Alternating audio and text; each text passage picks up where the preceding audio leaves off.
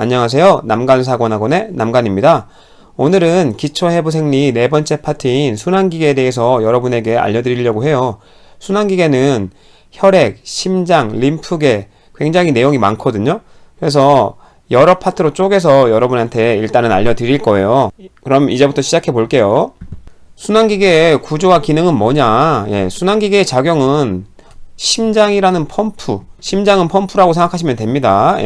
펌프를 사용하여 조직에 필요한 영양분과 산소를 공급하는 거예요. 그리고 이제 조직에서 사용하고 남은 이산화탄소와 노폐물을 다시 신장이나 기타 배설할 수 있는 곳으로 보내서 배설하는 것이 순환기의 기능인 거죠. 좀 더 세세하게 기능을 살펴보면 혈액은 물질의 수송을 담당하고 물질의 수송을 담당, 혈관은 혈액이 순환하는 통로가 되는 거죠. 심장은 위에서도 말씀드렸지만 펌프의 기능이에요. 그래서 혈액의 순환을 발생시키는 거죠. 림프계는 넓은 의미로는 순환기계에 포함되기도 하지만 다른 책들은 이 림프계를 따로 해서 순환기계와 다른 계통으로 분리해서 설명하기도 합니다. 림프계는 나중에 더 디테일하게 알려드릴 거고, 간략하게는 면역에 좀 관여한다 정도 알아두시고요.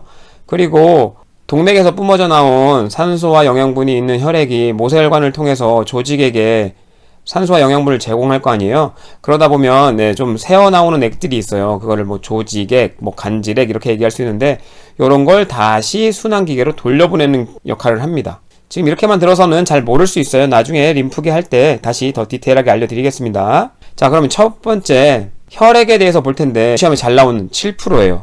여러분 체중이 50이다 하면 7, 5, 35, 3.5리터가 여러분의 혈액량이 되는 거예요. 저의 경우는 보통 70kg 정도 되니까 7, 7은 49, 저의 경우 한 4.9리터 정도 되는 거예요. 시험에 좀 나올 수 있으니까 7%라고 알아두시고, 그걸 분수로 환산하면 13분의 1이라는 거죠. 그래서 보통은 약 5리터라고 얘기합니다. 그래서 5리터 정도도 여러분 시험에 나올 수 있는 단어라서 5리터 정도라는 양을 좀 알아두시면 좋을 것 같고요. 그러면 그 중에 55%는 혈장이에요. 45%는 혈구라는 거죠. 혈구는 적혈구, 백혈구, 그 다음 혈소판 등을 얘기할 거예요. 혈소판, 이렇게 세 개를 얘기하죠. 백, 혈소판. 그래서 이게 45%, 나머지는 혈장이라는 거예요. 그래서 혈장이 아무래도 물이 많이 섞여 있겠죠. 여러분 시험에는 무조건 물이 많다로 외워두시면 돼요. 그래서 여기서는 55%가 혈장, 45%가 혈구. 혈장은 92%가 수분이라는 거, 이런 것도 시험에 나왔던 적이 있습니다. 혈장에 대해서 디테일하게 92%가 수분, 혈장 단백질이 7%, 나머지 1%는 노폐물이나 호르몬, 포도당, 무기염류 이런 것들이 있는데, 혈장 단백질 7% 정도도 나왔던 적은 있어요. 그래서 공부하실 분들은 좀 공부해 주시면 좋을 것 같고요.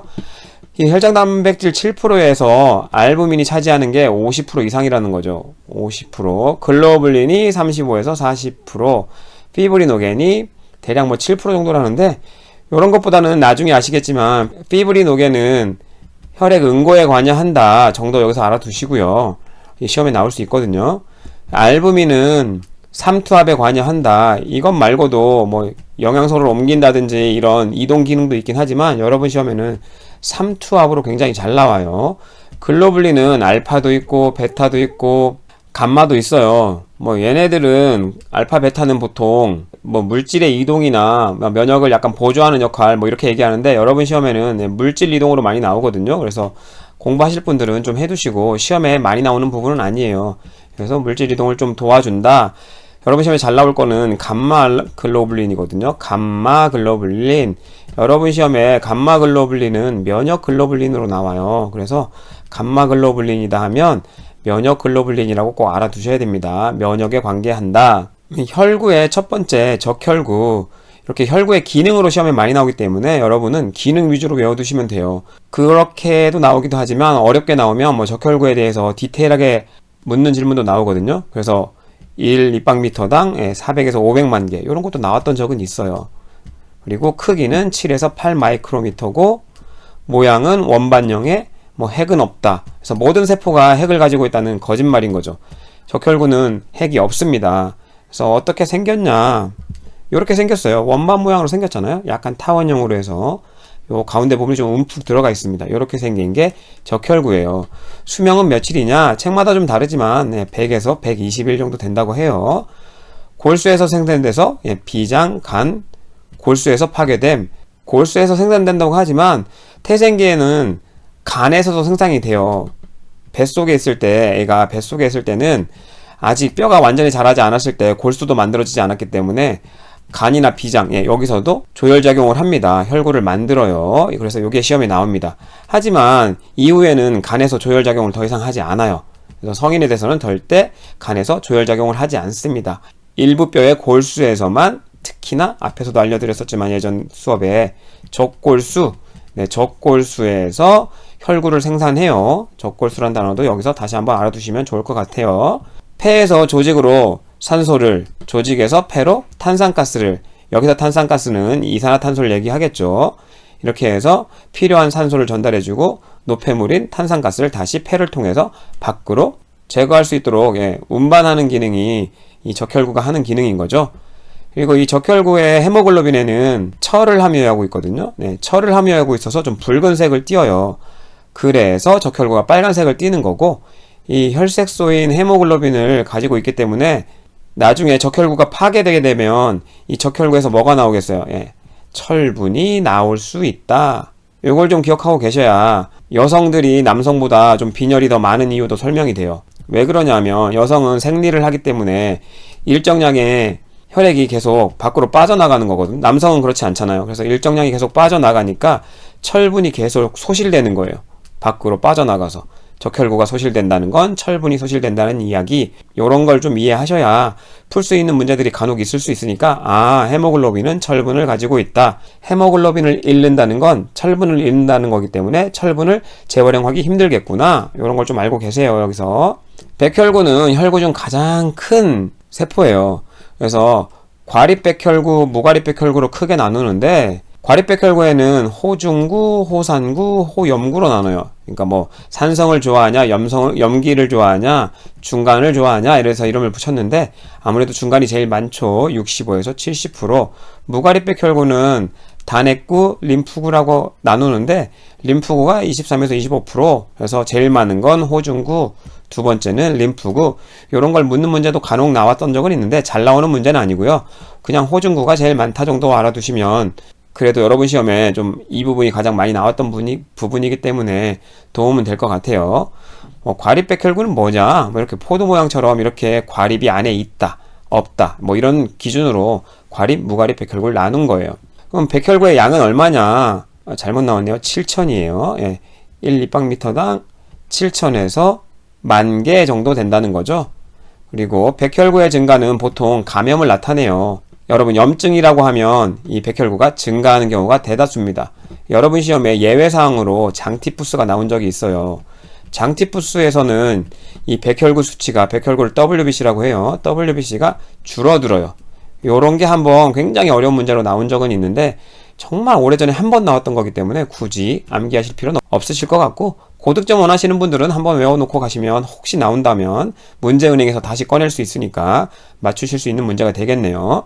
백혈구의 기능은 뭐냐? 체내에 들어온 세균을 식균, 먹어서 없앤다는 거죠. 식균 작용하고 죽은 조직의 처리, 이런 걸 담당하고 조직 재생과 치유에도 관여한다는데 잘 나오는 질문은 아니고, 요것보다는 식균 작용과 면역 작용을 한다 정도로 기억해 두시면 굉장히 좋을 것 같아요. 쉽게 식균 작용, 면역 작용. 혈소판은 굉장히 작습니다. 2-3마이크로미터 정도 되고, 얘도 역시 핵이 없어요. 그리고 얘의 기능은 혈액 응고에 관여한다는 거, 기능이 시험에 제일 잘 나온다 그랬잖아요. 그래서 기능은 꼭 알아두시고, 얘의 양은 1박ml당 15에서 45만 개 정도 있다는 거죠. 양이 제일 많죠. 그래서 여러분 시험에 간혹 나올 수 있기 때문에 쉽게 외우시려면, 백혈구는 크기 때문에 굉장히 크죠. 그래서 개수가 제일 적어요. 7,000에서 10,000개 정도 되고, 적혈구는 가장 필요한 거잖아요, 우리 몸에. 여기서 산소나 탄산가스를 운반해야 되기 때문에 가장 많이 필요해요. 400에서 500만 개, 이런 100만 단위잖아요. 100만 단위. 그리고 혈소판은 10만 단위예요. 그래서 적혈구 가장 중요하니까 100만 단위, 혈소판은 10만 단위, 백혈구는 가장 적은 단위 7,000에서 10,000. 이렇게 단위 정도로 외워두셔도 여러분 시험에 이거 가지고 장난치는 경우는 없었거든요. 그렇게 외워두시면 좀 수월하실 것 같고, 이 혈소판의 특징 중 하나가 방사선에 노출되었을 때 가장 먼저 감소하기 때문에 방사선 장애의 지표로 활용 가능하다는 거 시험에 한번 나왔었어요. 그래서 보실 분들 보시면 좋을 것 같아요. 그럼 지금까지 배웠던 거를 토대로 해서 혈액의 기능을 좀 포괄적으로 보면 영양물질, 노폐물, 산소, 탄산가스, 호르몬들을 운반. 왜냐하면 심장에서 펌프 기능을 해서 전체적으로 전신을 운반하는 걸 담당한다는 거죠. 그리고 세포의 환경을 일정하게 유지해줘요. 필요한 산소나 영양분을 전달하고 나머지 노폐물이나 그쵸? 노폐물 그리고 이산화탄소를 다시 받아서 배출시키게 도와주잖아요. 그리고 병원균으로부터 신체 방어, 아까 말씀드린 WBC, 백혈구가 하는 기능이죠. pH 조절, 산도 조절을 한다는 거죠. 호흡으로 산도 조절을 하기도 하고 대사성 산도 조절을 하기도 합니다. 신장에서 H, 수소이온을 좀 배출하거나 이렇게 해서 산도도 조절하는 기능도 해요. 출혈 방지, 뭐가 하죠? 혈소판이죠. 아까 응고 역할을 한다 그랬잖아요. 그래서 출혈 방지는 혈소판의 기능으로 혈액의 기능이 되는 거고, 체온 유지 기능도 있죠. 심장에서 혈액을 방출해서 따뜻한 걸 계속 말초에 전달해 주는 거잖아요, 혈관으로.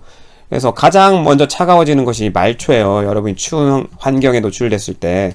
그래서 여러분 시험에 동상이 가장 잘 걸리는 부위가 어디냐? 당연히 말초예요. 가장 말초가 끝부분이기 때문에 찬 공기의 노출도 가장 많이 될 뿐더러 이 심장에서 뿜어냈을 때 압력이 가장 작아지는 부분도 말초잖아요. 그래서 가장 압력도 적고 노출, 추위의 노출도 많기 때문에 그 부위가 동상에 많이 걸려요. 가장 여러분 시험에 동상에 잘 걸리는 부위로 나오는 부위가 귀, 코, 그리고 손가락, 발가락 부분이에요. 당연히 아까 말씀드린 대로 그런 원인에 의해서 이런 부위가 가장 동상이 잘 걸리는 부위라는 것도 같이 알아두시면 좋겠어요. 혈액 응고 과정은 여러분 시험에 잘 나오진 않아요. 좀 어렵게 나올 때 100점 방지 문제로 좀 나올 수 있는 문제라서 고득점을 원하시는 분들만 좀 보시면 될 것 같고, 크게는 1단계, 2단계, 3단계로 나눈다고 하는데 1, 2단계는 시험에 진짜 정말로 안 나와요. 그래서 간단하게만 보시면 혈관이 손상되어 혈액이 공기와 접촉하게 되면 혈소판이 파괴되거든요. 그럼 혈소판이 파괴되면서 방출되는 게 세로토닌이에요. 이 세로토닌의 기능이 뭐가 있느냐? 이 혈관의 평활근을 수축시킵니다. 그래서 이렇게 평활근이 이렇게 있으면 이 혈관을 수축시키게 되면 아무래도 혈액도 좀 덜 가게 되고 수축이 되기 때문에 지혈작용이 좀 있을 수 있겠죠. 이렇게 직경을 좁힘으로써 지혈에 좀 관여한다는 거고, 손상이 경미한 경우에는 혈소판이 손상 부위 표면에 달라붙어서 혈소판 덩어리를 형성해서 또 지혈을 좀 도와줄 수 있어요. 혈액 응고 과정의 진짜는 이제부터죠. 이거예요.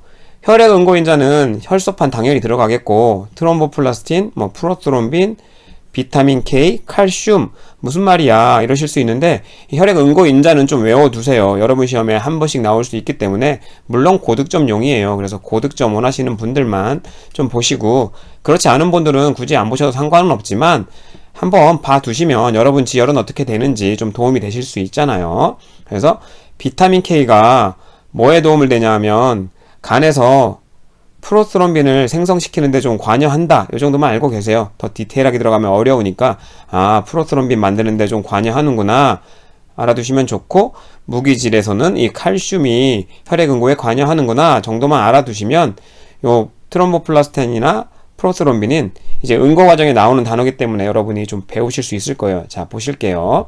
이렇게 보시면 혈액은 크게 혈구와 요게 혈구죠. 적혈구, 백혈구, 혈소판, 그리고 혈장으로 나눈다고요. 그래서 혈장이 55% 앞에서 알려드렸죠. 혈구는 45% 정도 된다고 시험 문제 나오는 거. 그리고 지금 혈액 응고 과정 하는 부분이기 때문에 혈소판이 파열되게 되면 세로토닌 위에서 알려드린 거고, 그리고 또 방출되는 것 중에 하나가 트롬보키나제예요. 이 트롬보키나제가 저 옆에 있는 얘랑 같은 거예요. 트롬보플라스틴. 여러분 시험에 자꾸 이렇게 혼용돼서 쓰이는 용어들이 많잖아요. 트롬보키나제, 트롬보플라스틴 같은 거. 그럼 얘가 무슨 기능을 하느냐? 프로스트롬빈을 칼슘이랑 같이 작용시켜서 스롬빈으로 바꿔줘요. 트롬보키나제, 칼슘이 작용해서 프로스트롬빈을 스롬빈으로 바꿔주는 거죠. 이 앞에 프로라는 거는 우리가 얘기하는 프로페셔널이 아니라 이전을 얘기해요. 트롬빈 이전. 그러니까 프로스트롬빈이니까 스롬빈 이전. 그래서 프로스트롬빈이 요 작용에 의해서 뭘로 바뀐다? 스롬빈으로 바뀐다. 그러면 스롬빈이 또 작용을 해요. 피브리노겐이라는 애를 피브린으로 바꿔주는 거예요. 그래서 스롬빈이 우리 혈장 내에 있는 피브리노겐을 피브린으로 바꿔줘요. 이제야 응고작용이 정확하게 일어날 수 있어요. 피브린이 적혈구와 백혈구 애들을 다 뭉쳐서 혈병이라는 애를 만들어요. 이 피브린이 뭐냐 하면 가느다란 실타래라고 생각하시면 되고, 이 실타래가 저런 혈구들을 다 모아서 묶어요.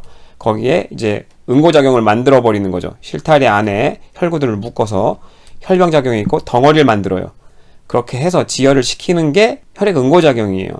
그러면 저렇게 혈병 안에 들어가 있는 애 말고, 그리고 피브리노겐을 제외한 나머지 혈장을 뭐라고 하냐? 혈청이라고 부른다는 거죠. 이것도 시험에 좀 나왔었어요. 자주 기출문제로. 그래서 꼭 외워두세요. 쉽게 외우면 이거죠. 혈장에서 뭘 빼요? 예, 피브리노겐을 빼면 뭐라고요? 혈청이라고요. 이렇게 시험 문제 나올 수 있는 거기 때문에 요거는 꼭 알아두세요. 여기서 이제 혈액형에 대해서 볼 텐데, 혈액형은 크게 RH식이랑 ABO식으로 나눠요. 여러분 ABO식은 다들 알고 계시잖아요. A형, B형 뭐 이렇게 나누는 거. RH도 알고 계실 거예요. RH 플러스 마이너스로 나눠요. 그래서 디테일하게 보진 마시고 간략하게 보면 RH 인자를 가지고 있으면 플러스, 없으면 RH 마이너스. 이거와 관련해서 여러분 시험에 나올 문제는 이거밖에 없습니다. 태아저가구증. 태아저가구증이 뭐냐 하면, 여러분 뱃속에 태아가 있을 때 태반이 이렇게 있을 거 아니에요. 태반이 있어서 엄마한테서 필요한 영양분과 산소를 받잖아요. 이럴 경우에 혈액이 섞이느냐? 엄마 혈액과 애기 혈액은 섞이지 않습니다. 완전하게 분리되어 있고, 확산 이런 원리에 의해서 필요한 영양분과 산소를 전달하게 되는 거예요. 그래서 혈액이 섞이지 않기 때문에 문제가 되지 않는데, 임신 기간에는 간혹 태반조기박리나 출산 때 이 태반이 뜯기면서 유일하게 이제 엄마 피와 애 피가 섞일 수 있어요. 아기의 피가 엄마의 혈관 안으로 들어가게 되는 거죠. 그렇게 되면 엄마 입장에서는 애기 피가 들어왔지만 자기 게 아니잖아요. 그래서 자기, 비자기로 나눌 수 있으면 여기에 해당되는 게 자기가 아니니까 비자기예요. 내 게 아니니까 뭘 만든다고요? 네, 항체를 만드는 거예요. 뭐에 대해서? RH 플러스에 대해서. 그래서 보통 엄마가 RH 마이너스 그리고 아빠가 RH 플러스일 때, 애가 RH 플러스일 때 문제가 되는 거예요. RH 플러스가 엄마의 혈액 안에 들어가게 되면 항체를 만드는 거죠. 비자기로 인식해서. 그래서 RH 플러스에 대한 항체를 만들면 출산 후에 이제 아무 문제 없죠. 근데 둘째를 임신했을 때 어떻게 될 거예요? 둘째도 RH 플러스면 엄마의 항체는 통과가 됩니다. 분자가 작아서 엄마의 항체는 태반을 통과해요.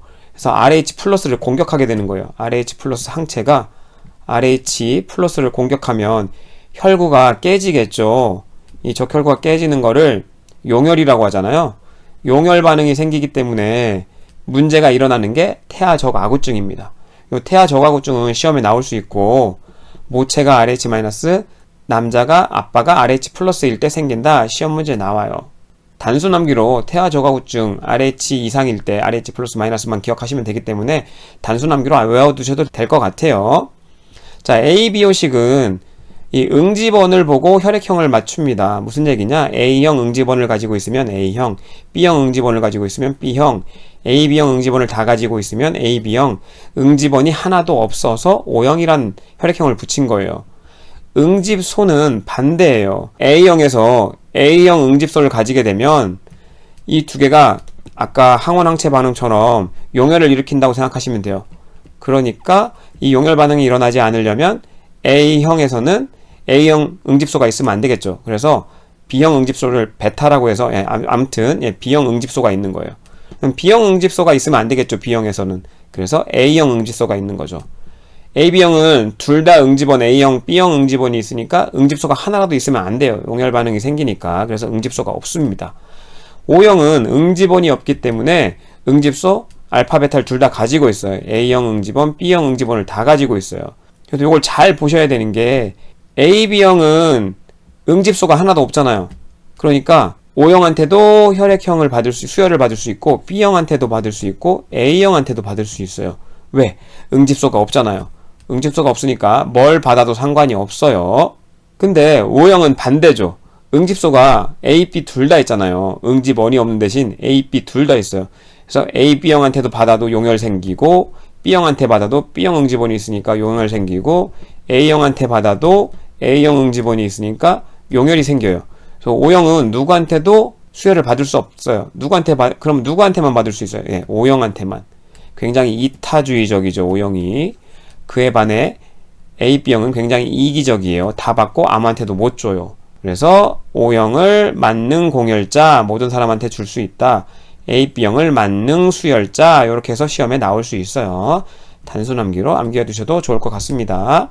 오늘 준비한 내용은 여기까지인데, 여러분 혈액형이 이제 어떻게 구별되는지, 수혈은 어떻게 이루어지는지 좀 아시겠죠? 혈액형 시험에 좀 나올 수 있는 부분이고, 혈장, 혈구, 이거 나누는 문제, 그리고 혈구의 기능, 이런 것도 좀 시험에 나올 수 있기 때문에 중점적으로 이런 부분 위주로 보시면 좋을 것 같아요. 오늘 제가 준비한 영상은 여기까지고요. 다음 영상은 순환기계의 심장, 펌프에 대해서 여러분한테 알려드리도록 하겠습니다. 감사합니다.